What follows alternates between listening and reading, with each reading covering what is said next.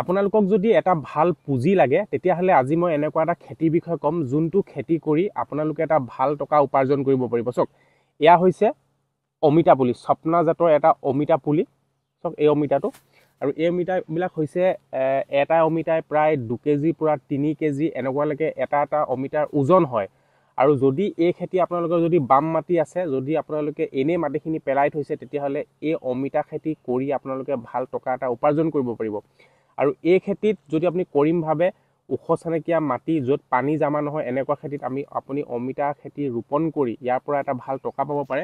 আৰু চাওক, বৰ্তমান কেঁচা অমিতাও আপোনালোকে 20 টকামানকৈ পায় এটা অমিতাত, কেজি মানে। আৰু যদি পকা অমিতা বিক্ৰী কৰে তেতিয়াহ'লে যদি ভাল চাইজৰ অমিতা হয় তেতিয়াহ'লে এটাত আপোনালোকে খুচুৰাকৈও 100 টকাকৈ পাব পাৰে। আৰু যদি হ'লচেলত দিয়ে তেতিয়াহ'লে আপুনি 50-60 টকাকৈ এটা অমিতাত পাব পাৰে। তো চাওক, আমাৰ ইয়াৰ অমিতা কৰি ৰাখিছোঁ আমি, আৰু এই পুলিবিলাক 30 টকাকৈ।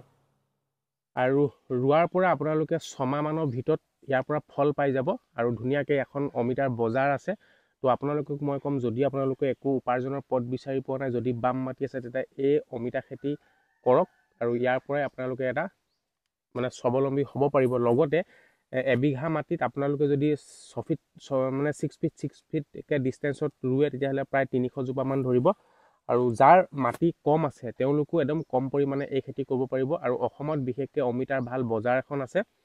তো এইকাৰণে কৈছোঁ যে যদি আপোনালোকে কোনোবা ইচ্ছুক ব্যক্তিয়ে এই অমিতা খেতিৰ লগত খেতি কৰিম ভাবে, তেতিয়াহ'লে আপোনালোকে খেতি কৰিব পাৰিব। আৰু ওচৰ অঞ্চলৰ হ'লে কাৰোবাক যদি এনেকুৱা পুলি লাগে তেতিয়াহ'লে আমি 30 টকাকৈ লওঁ, আৰু এইটো হোম ডেলিভাৰী এভেইলেবল আছে।